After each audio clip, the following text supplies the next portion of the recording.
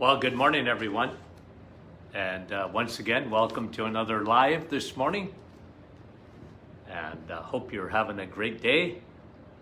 Looking forward to answering all your questions. Boy, we had a lot of good questions come in. And we're going to take the next little bit to answer them. And good morning, Susan and Sherry and Nativity and Judy and John from Elgin, Illinois. Hold on, Judy, yes. Michael, Pauline, Darlene, and Kim, and Nick, good morning. Nick this morning, Sherry, nice to have you on with us. Andrea from New Brunswick, and you guys are great. Jerry, Cynthia, Sherry, Madeline, how are you, Madeline? Nice to have you on with us this morning. Judy, and Joyce, okay. And Pauline and Maria, and you guys are great. Another Maria, and Diane, good morning to you. And Rita, nice having you on with us this morning.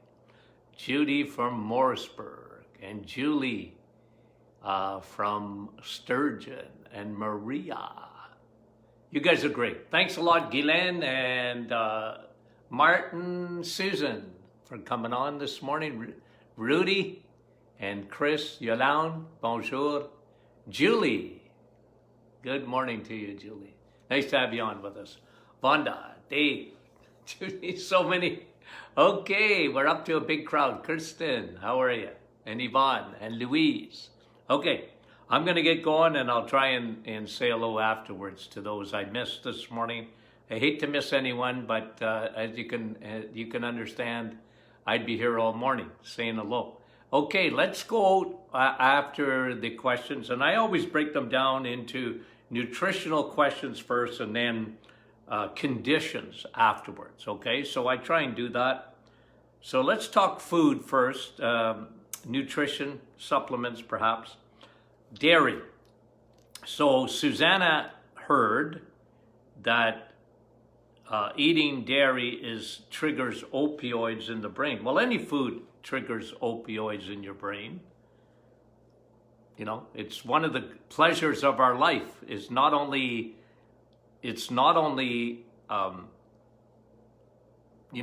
food for necessity. Can't live without food, obviously, but food gives you pleasure. It's one of the most pleasurable things that we have in life, is food. And so, do dairy release opioids? Yep, but so do other foods, right? You're hungry? The biggest thing is not the opioids, it's more the hormones like leptin and glucagon. What is leptin? Well, leptin it's a hormone that tells you you're full. You don't need to eat anymore. People that have insulin resistance, leptin doesn't work. And when leptin doesn't work, you're in trouble because you're hungry all the time. This is one of the reasons I love the reset. Now, getting back to dairy, I always divide dairy. Okay, so Susanna, I divide dairy because I'd rather you eat dairy. And by the way, I just read a study this morning. I'll probably comment on it sometime next week. But one of the fatty acids that you get, CLA, comes from dairy. And CLA and weight loss are famous together. So imagine, dairy for weight loss. Now, I've said this before and I'll say it again. I'm not a big guy on milk, grocery store milk. If you have a cow in the backyard, drink the milk. But I'm not too big on drinking milk. I'd rather you use cream because that's more like the cow in the backyard. And I don't want you to, look, unless you're using it for a smoothie, drink water, wean your kids. When kids get off mommy's breast, wean them on water. They don't need the milk anymore. They really don't. People think, oh, they need that milk. No, they need mommy's milk. And then they need water. It's amazing how healthy kids will be if you would get them to be used to drinking water instead of drinking store-bought milk. But, you got to give the food industry big time credit. They're huge in marketing. And if you don't, you got to give kids milk and cereal because otherwise, they're not going to be healthy. Nah, that's not true. So I'm big on eating dairy, like cheese. I'm huge on it because it's one of nature's greatest foods. It's one of the highest sources of vitamin K2. There's a question down here that I'm going to bring K2 into again. So, fantastic.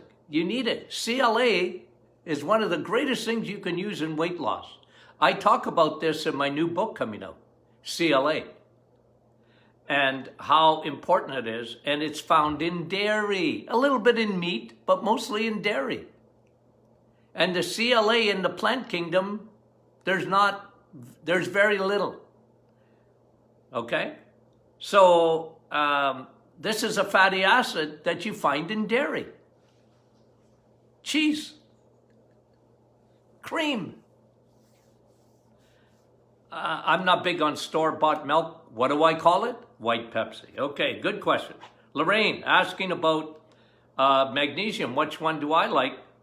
She's talking about malate, citrate. There's all sorts of magnesiums around. Magnesium, I like magnesium. You know that. I found in practice the best is citrate. The best form of citrate is the most bioavailable of all your magnesiums. Okay? But magnesium, all magnesium is good, just some are better. Sherry's asking, should you not eat the fat or skin on fish? That's where the chemicals are and the mercury will accumulate. Well, let me give you an overarching principle, and I've talked about this many a time, but I'll repeat it here, okay? Again, we don't live in a perfect world, guys. We live in a very imperfect world. So you have to understand where I come from. I think I talked about this last week. Like, don't worry about rearranging the deck chairs on the Titanic. If you are metabolically unwell, and I know a lot of you are now well metabolically because you've done what you needed to do to fix your metabolism and fix your metabolic syndrome, which is caused primarily by food and insulin and fatty liver and high blood pressure and uric acid and all the things that we talk about all the time. It's food, it's insulin. But now you're fixed. If you're fixed, then I want you to, you're already off the Titanic. Or you've changed course. So now you can be very specific, like no chemicals or as many as you can. You'll never get away from all the chemicals in our society. It's impossible. If your mailing address ends with planet Earth, okay? If your mailing address ends with planet Earth, you're going to be exposed to chemicals. You're not going to get away from it completely. Now, I like the fact that you can change things in your home, get away from chemicals, cleaners and air fresheners, and don't use the, what they're telling you to use for COVID and your hands and hand sanitizers and all those chemicals. Don't put that on your skin. But like I said, you have to understand where I come from. I'm talking in generalities. I want people, look, don't worry. Look, I'm never eating fish. Why? Because there's possible mercury in there. Yeah. I'm going to tell you something, guys. There's more mercury in high fructose corn syrup than there is in any fish in the universe. Now, is there better fish? Of course there is. Is there better meat? Of course there is. Okay? Like grass-fed beef, and of course that's better. But you have to understand that when I start someone off, I don't want them focusing in so much on the quality, and I shouldn't even say that word. I just want them to get off the stinking Titanic. It's sugars, it's carbs. It's killing you. Change course. And then tweak even more. And you guys know this because you're studying and you're self-educating. And I love that. I love that. Like we use natural cleaners and things like that. As much as possible we do that. And I don't use hand sanitizers. I got my own. Oil of oregano, the hand sanitizer. Much better. Anyway, so good question, okay? Kathy, how long to clear up leaky gut? That's a great question, Kathy. It is. And everyone's different. Look, here's sort of a rule of thumb, okay? Go back in your own mind and go back into your own history. Have you had a long history of antibiotic use as a kid, perhaps? Or, recurring urinary tract infections or whatever? It may take you a full year to completely heal leaky gut. And remember, we live in a toxic soup. There's always stuff destroying your friendly bacteria. But leaky gut can be fixed in 30 days for some people with the reset and using probiotics, literally. I've seen it happen hundreds and hundreds of times.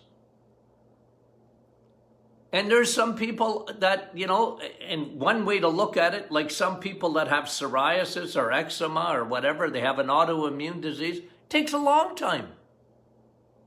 Can take a year of no sugar and very low carb and taking probiotics and killing that yeast. We're going to talk about yeast even more this morning. Takes a long time to kill all that. It's invaded your body. It took a long time for it to get there, and now it's going to take a fair amount of time to get rid of it. But that's all right. Don't be frustrated by that. You know what? Here's my teaching on probiotics. Take them every day, forever.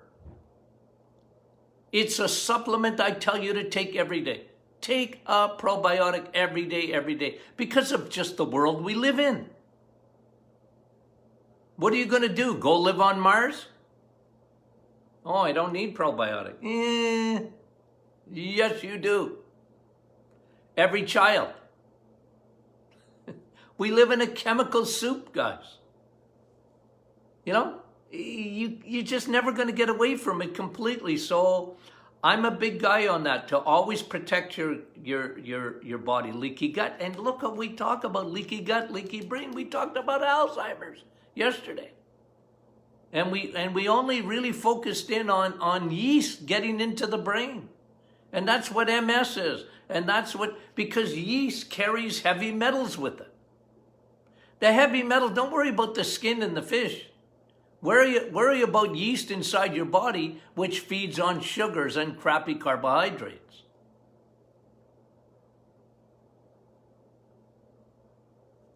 So it's a very good question. Okay? You got to constantly clear it up. And a very good question, Kathy. Yvette's asking about protein and fat count for weight loss. Listen, again, understand, I'm not a numbers guy. I'm just not. Calories, grams, I'm not big on numbers. If you want to go into ketosis, okay, the reset is really, look, It's not meant to be a ketogenic diet, per se. Okay? So if you want to lose weight, but some people go into ketosis never lose weight. And if your goal is weight loss, the best, healthiest diet in the world is the reset. Because I aim, first of all, at your nutritional quality. And when your hormones get balanced out, especially your leptin, you develop leptin, insulin resistance equals leptin resistance, meaning your body won't tell you when you're full. That's why you're craving all the time, because your nutrition was devoid of the nutrients you need. This is why I'm big on eating eggs, meat, and cheese, and don't count. When you are balanced hormonally, you're not going to, if you have, I just had bacon and eggs this morning.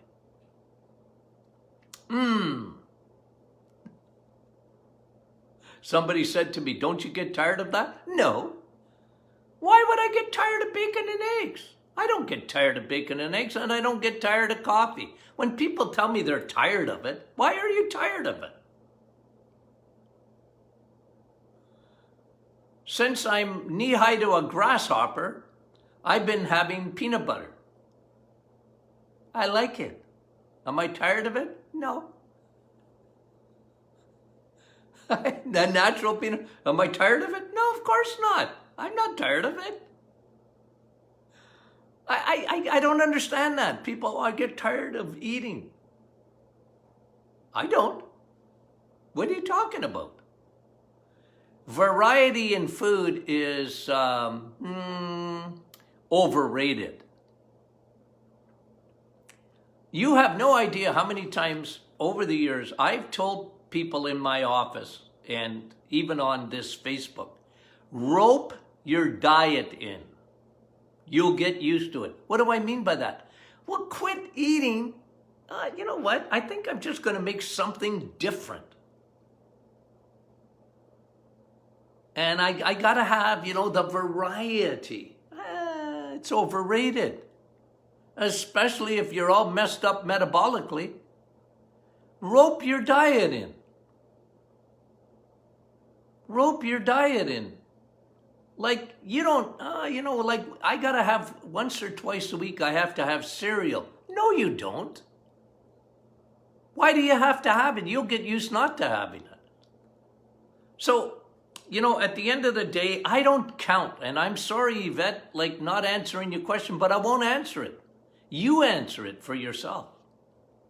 If your goal is weight loss and you're doing really well metabolically, and now you're going to start losing weight, well, don't overeat for the sake of eating. Don't eat frequently for the sake of eating.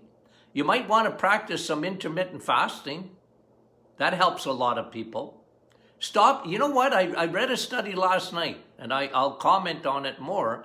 But what they're showing is, and this is very helpful for me personally, don't eat at night. Have an early dinner and don't eat at night. That's one of the best things you can do for weight loss. Yeah. But at the end of the day, I'm always coming back to animal products. They're the best for you. Am I saying not to eat any vegetables? Well, not on the reset, but afterwards you can. I don't care about that. Good for you. You want your salad, ladies? You can have your salad after the reset. Set your body first. Set your metabolism. Get it right. Empty out your liver first. Get your insulin resistance down. Send your pancreas to Hawaii for a month, and you will be amazed what happens. Testimony after testimony after testimony. So Yvette, good question. I'm glad you asked it because it gets me in. I want you to understand my thinking, okay? I'm not a counter. I never have. I'm not a calorie guy. Somebody was asking about net carbs, Darlene. Okay, let me answer this one now. that really came mostly out of Atkins, okay? Net carbs, meaning you take your carbs minus your fibers, and then you have a net carb. And I'm not against that. I'm not against it. When you're living a lifestyle of low carbohydrate, yeah, you can have a little bit, a little bit more carb. If you're metabolically doing well, you have a little bit more carbohydrate than usual, or, than you would on a reset, because on the reset, literally, you're not having any carbs. I'm keeping you away from carbohydrates to reset your body and to fix that metabolism. But afterwards, yeah, you can do net carbs, and we got lots of recipes with lower net carbs because of fibers. Rosie's bread is a low net carb bread. And, you can do that. But at the end of the day, that's afterwards. Make sure you're reset. Make sure your body is set up properly, okay? So, I think I answered that. Hilda, oh yeah, she was asking about the reset and the gallbladder. Like, why are you having gallbladder problems, okay? Well, here's what, I did a teaching on it. When did I do it? I think just a couple of days ago, Hilda. I did answer the question, but let me just give you a short version of what I was saying. You know why we see so many people with gallbladder problems today? It's not because of high-fat diet. It's the opposite.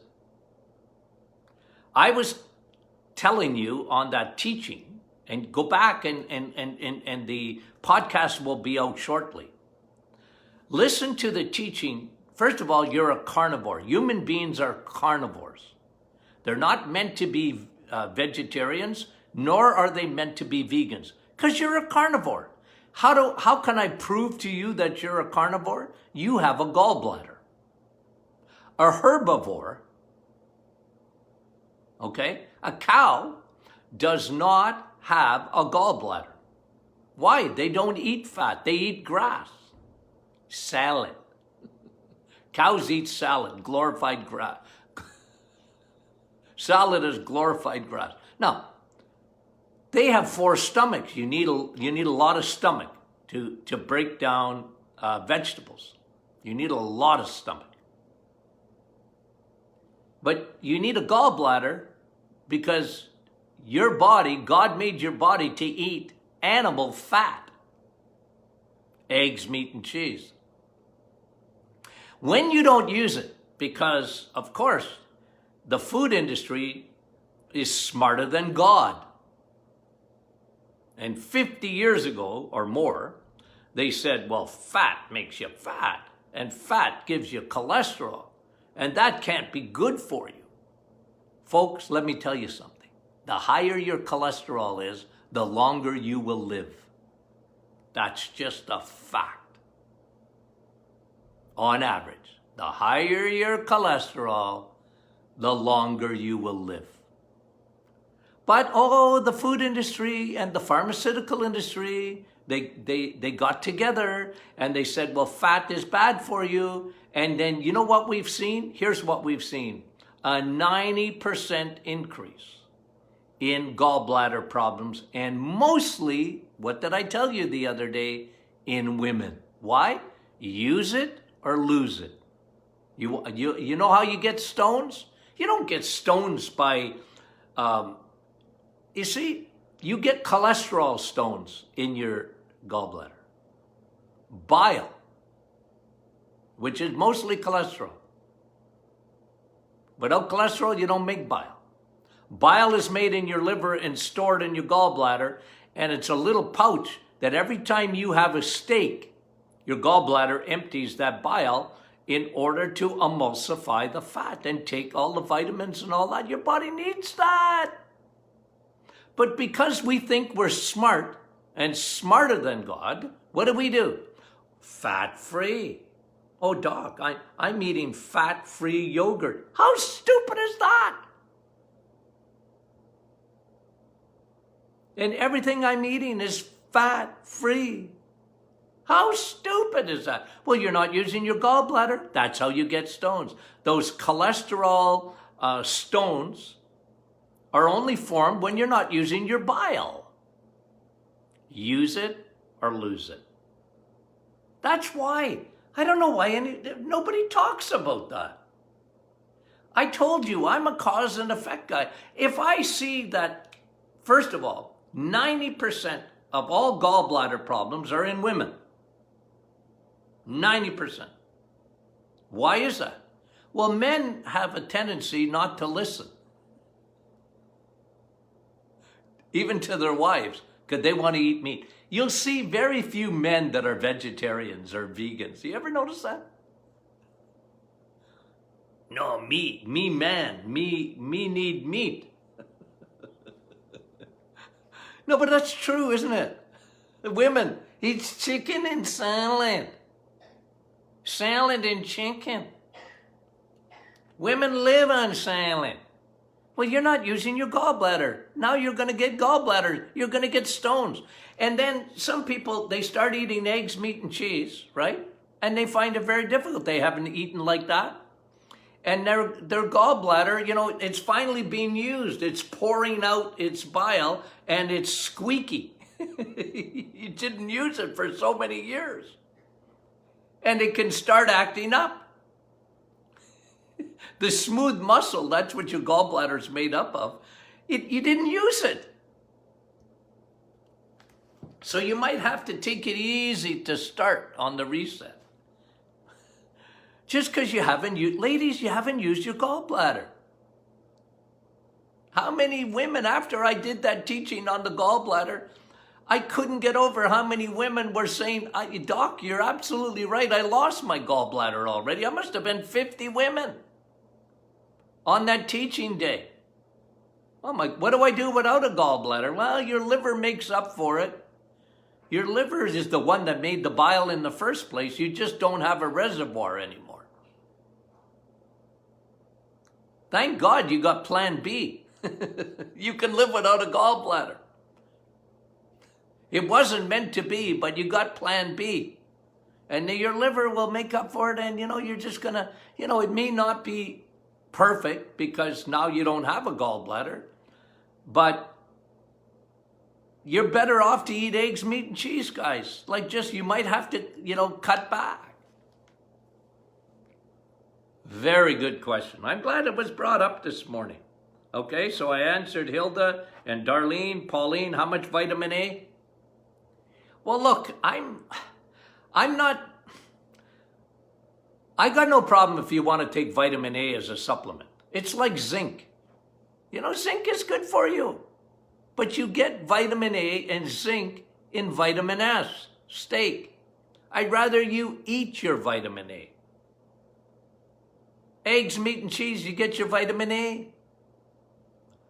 Now look, if you want to take vitamin A, I like cod liver oil in the winter. It's a good idea. If you think you're low in vitamin A, then you can get vitamin A specifically. I put it in my blood boost.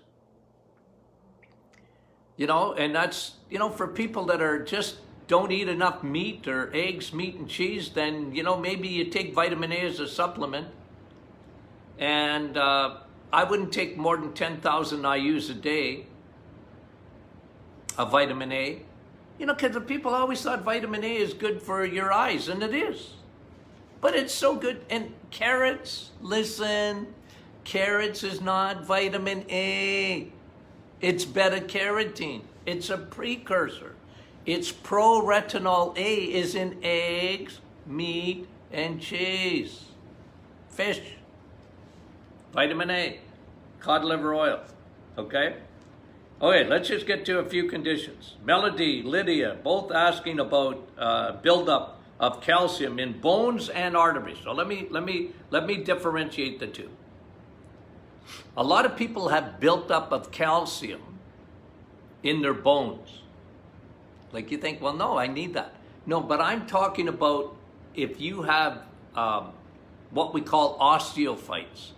Osteophytes are old injuries usually. That's where they occur. So a lot of people have built-in extra calcium. Your body's trying to stop movement is what it's trying to do. It lays down some more calcium in your spine or in your knees or whatever, because it's trying to get you to stop moving them. It hurts too much. That's one way you build up calcium in your bones. But calcium belongs in your bones. Now, what's dangerous is calcium, not in your bones, calcium in your bloodstream. That's extremely dangerous. Calcium doesn't belong in your bloodstream. And when it's in your bloodstream, you're not moving it out of your bloodstream. That's a lack of vitamin K2. You know, because people don't talk about vitamin K2. They should. Oftentimes you talk about K1. Oh, I'm having my salad. You're getting vitamin K1. That's all right. That's good. But K2 is what takes calcium out of your bloodstream. You know how you get hardening of the arteries? Plaque. What's in plaque? Calcium. Hardening. That calcium doesn't belong there. It belongs inside your bones and your teeth. That's where calcium belongs.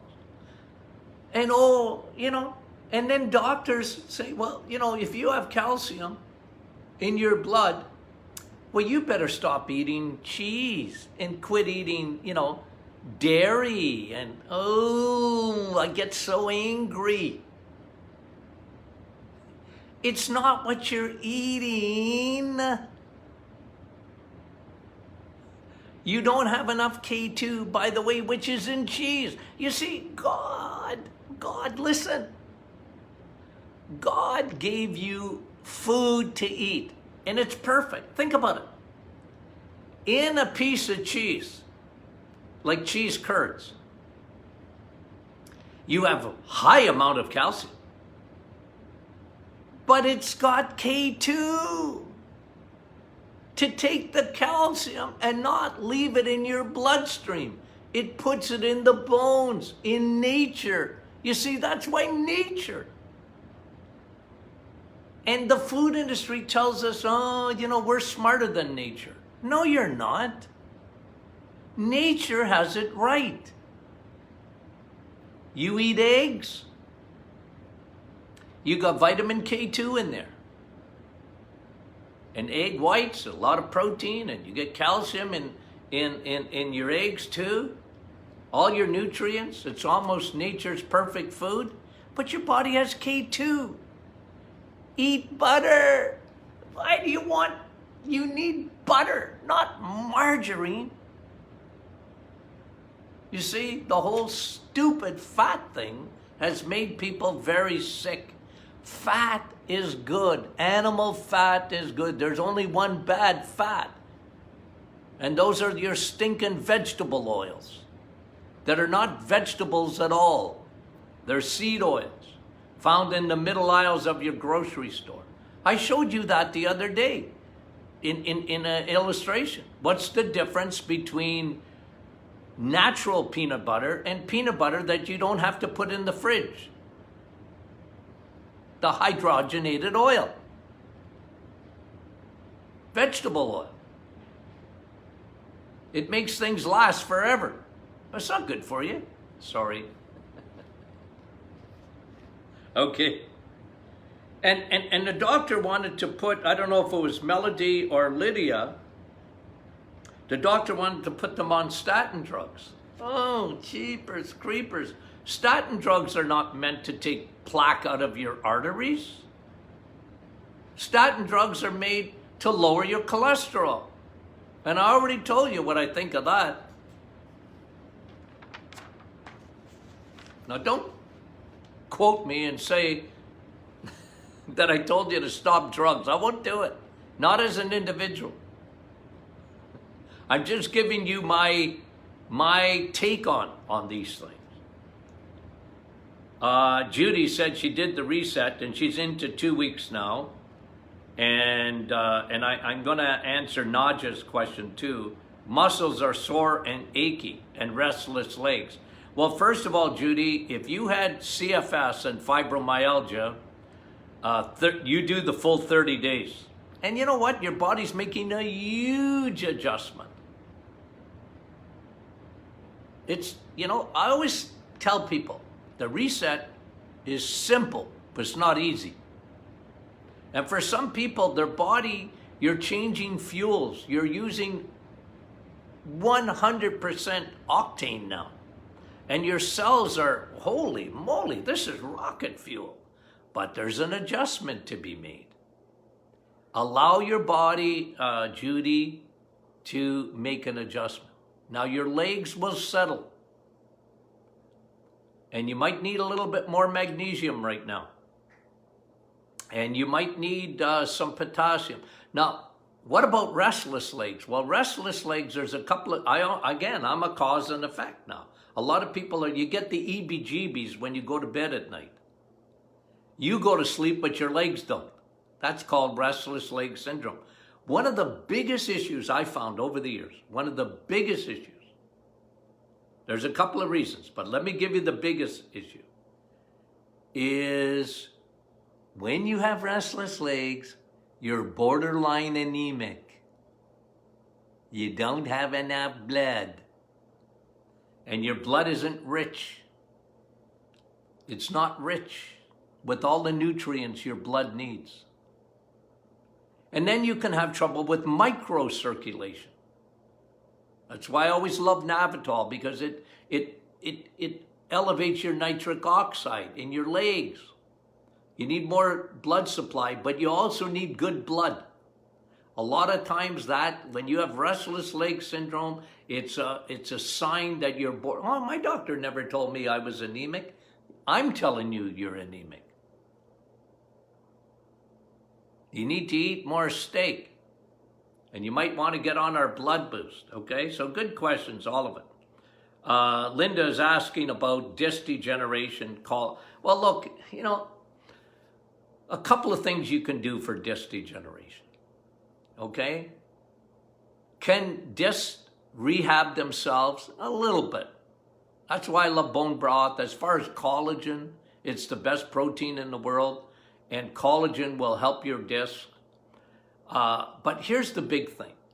I find, like if you got an acute sciatica and that, you got to shut yourself down and whatever. But if you got, guys, I hate looking at x-rays of two things on my body. My neck and my low back. You don't want to look at it. Remember I was talking to you about osteophytes? You should see all the osteophytes I have in my neck. I was in a car accident in 1975, 75 or 76, 75 I think. And you wouldn't believe the damage done to my discs.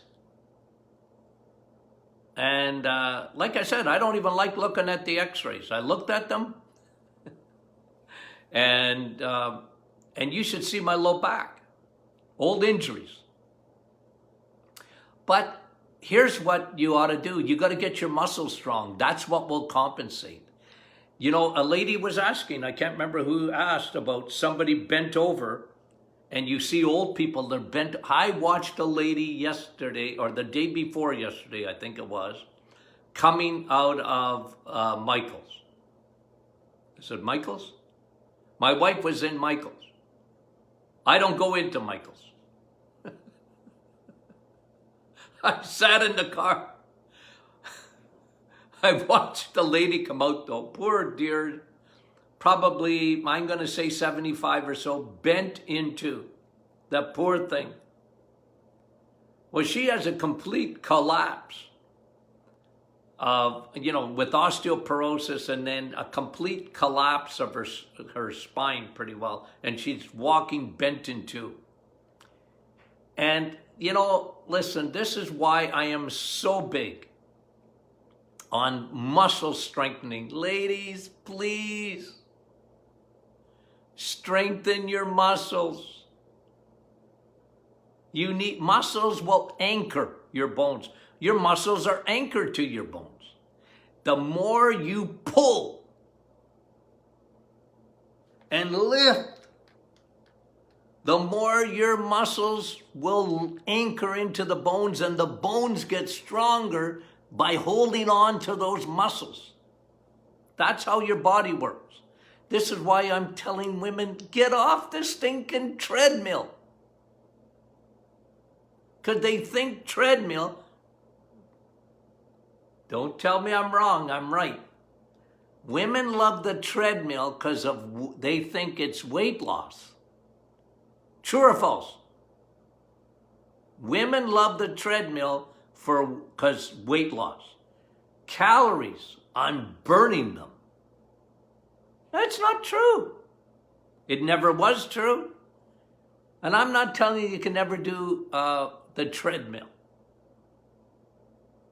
But ladies, you need to do weights. You need to take those bands and resist and do intermittent high-intensity training. Muscle. Muscle, muscle, muscle. Because muscle is the best thing for weight loss. It's better than a treadmill. But that's not it's better for everything.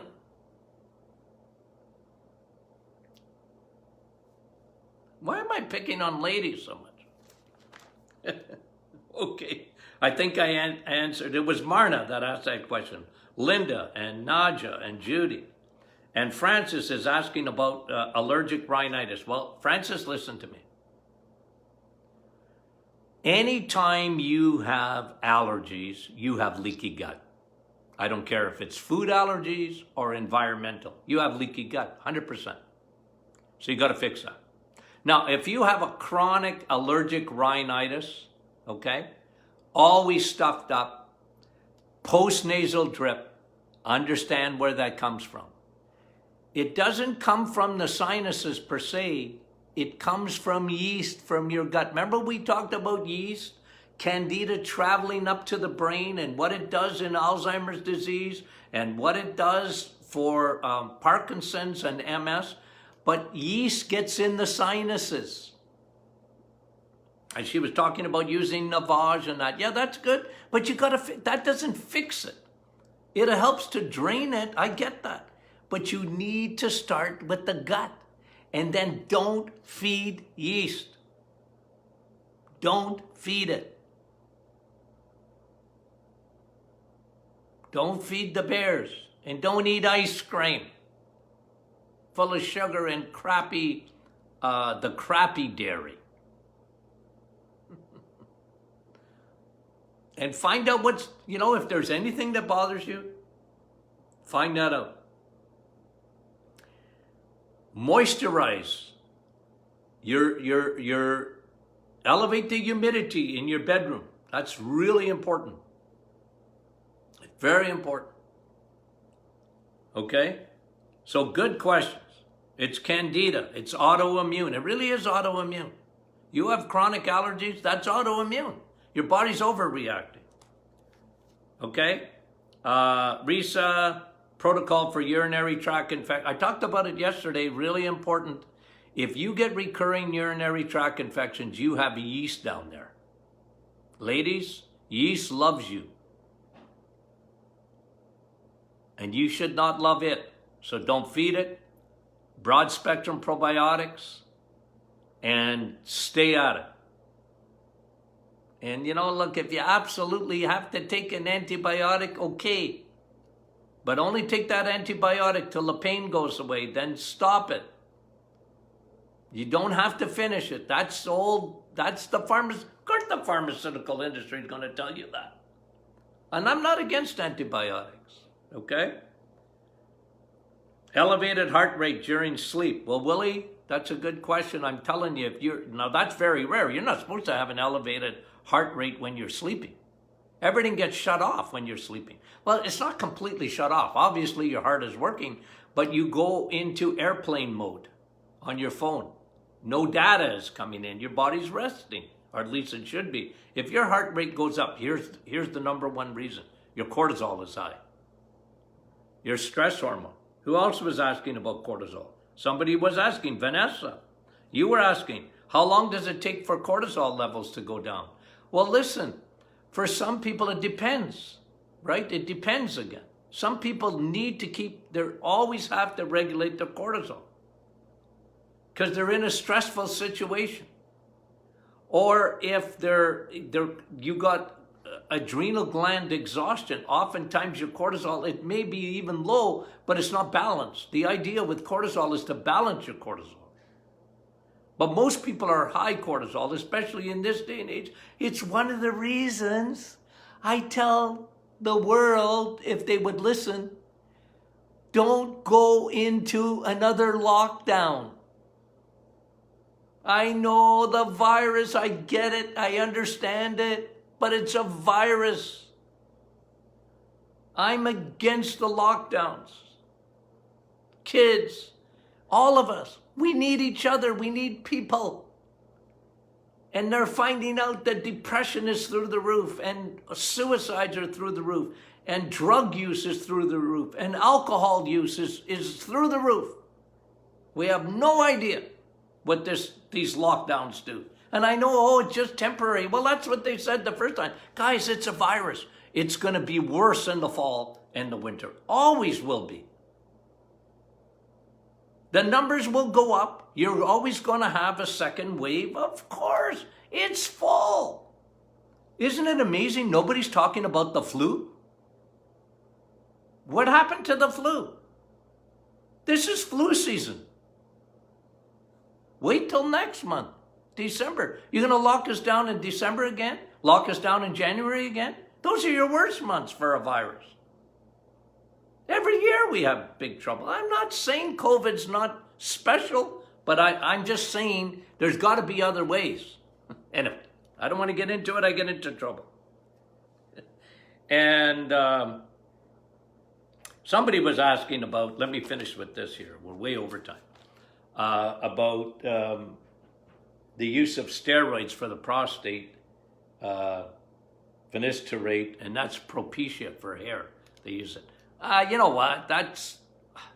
I don't want to get into a long answer there, but I'd rather you do it naturally than use steroids to lower benign prostate hyperplasia, they call it. Okay, now. So I tried to answer all your questions. Thank you so much a little bit longer than usual today, and thanks for watching, and love you guys. So if you have any other for questions for next week, don't be shy. If you're not part of the Martin Clinic Facebook group, join. Get your friends to join. We appreciate it. And share this with your friends, okay? I don't know much about algorithms, but the more we share, the more Facebook shares it. And so that's why the show is so popular. It's all because of you guys. And especially when you're inviting your friends and sharing. Okay? We love you. God bless you. Talk to you soon.